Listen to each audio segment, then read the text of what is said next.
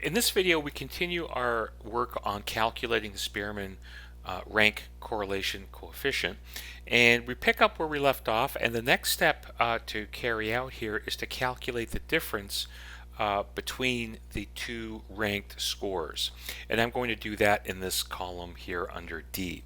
So I'm just going to highlight this column. I'm going to hit the equal sign, indicating I'm going to type in an equation, and I'm just going to click this cell right here, and then I'm going to hit the dash, which is to subtract this cell right here, and I hit enter. I can then come back up to the first cell here where I have the equation indicated in the formula bar, and I grab the small square on the bottom right hand corner of this cell. I wait till my cursor changes the symbol, and I hold the left mouse button down and I click and I drag, and now I have the difference calculated for each of the ranked scores for each person. The next step here is to square each of those scores, and I'm going to hit the equal sign, and I'm just going to click the difference. I'm going to shift 6, indicating I'm going to raise that value to the power of 2, and I hit enter. I grab this cell once again at the bottom right hand corner with the mouse. I hold the left mouse button down and I pull all the way down, and I've now calculated the squared difference for each of the two ranked scores for each person. At the very bottom here, the next thing I'm going to do is I'm going to calculate the sum of all of these squared scores, and I'm going to put that value right here. So I'm just going to hit the equal sign, and I'm going to type in the Excel command SUM, and shift 9. I'm just going to grab all of these cells here down through G20.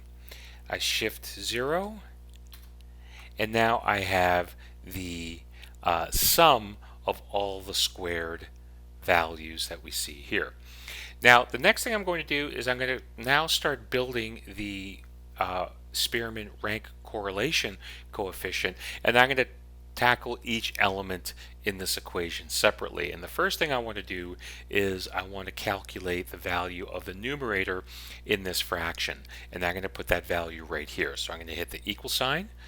I'm going to type in the number 6, shift 8, and I've already calculated the sum of those squared differences, and that value is right here. So I'm just going to click this value, this cell, and I hit enter. Now I have the value for my numerator. Now to calculate the denominator, all I need is the sample size, and when I look at this, I know I have a sample size of 19, so I can just type that number in directly. So I hit the equal sign. I'm just going to type in the number 19 because I know that's my sample size. I'm going to shift 8, and I'm going to multiply that by this difference that you see inside the parentheses. And so to maintain my order of operations, I'm going to shift 9 to put the open parenthesis, and then I'm going to type in the number 19. I'm going to square that. I'm going to type in the symbol shift 6, 2.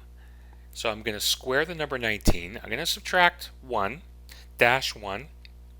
I'm going to close the parenthesis, and I hit enter. And now I have the value for the denominator. The last step is to calculate the actual correlation coefficient, and I'm going to put that in this cell right here. So I'm going to hit the equal sign.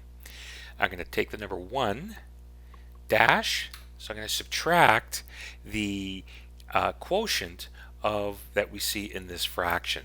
So I need to shift 9, so I need to open the click the open parenthesis, and I'm going to take the numerator value. I'm going to / for division of the denominator. I'm going to shift 0.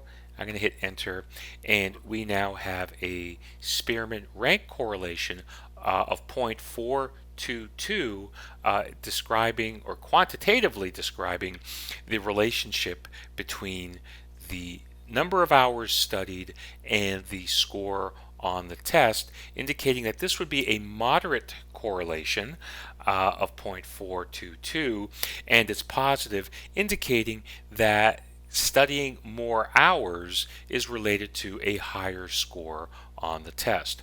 And before this video ends, I'm going to use the data analysis package to calculate the Pearson correlation. And I can do the Pearson because the original data, the raw data, are in interval form. They're not originally in ranked form. So I transformed these to ranks to demonstrate the Spearman. So I want to calculate the Pearson directly from the raw data, and so under the data feature I'm going to click data analysis, and I'm just going to go through and look for correlation. I'm going to hit OK, and I'm going to make sure you check the labels in the first row, because we want to be able to use our labels, but not to factor those labels into the actual calculation. And so once I have that, I highlight the input range. I come back over to my spreadsheet and I just highlight score and study, and those are all the data I'm going to put into this analysis. And instead of opening up a new worksheet, what I'm going to do is I'm going to click output range, and I'm going to specify where I want the output. And so make sure that you click the output range bar here. Make sure you have your flashing cursor, and I'm going to put that right underneath where I completed my calculations. So I'm going to put that output right here.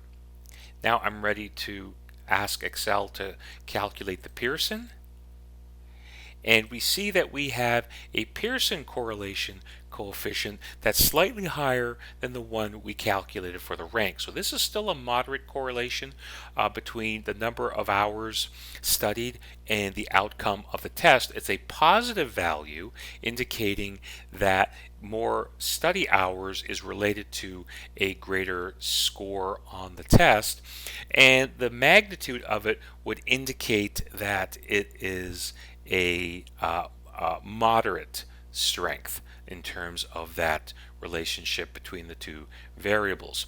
And the difference between the two correlation coefficients can be attributed to the fact that there were a number of tied scores for both the score and the study variable.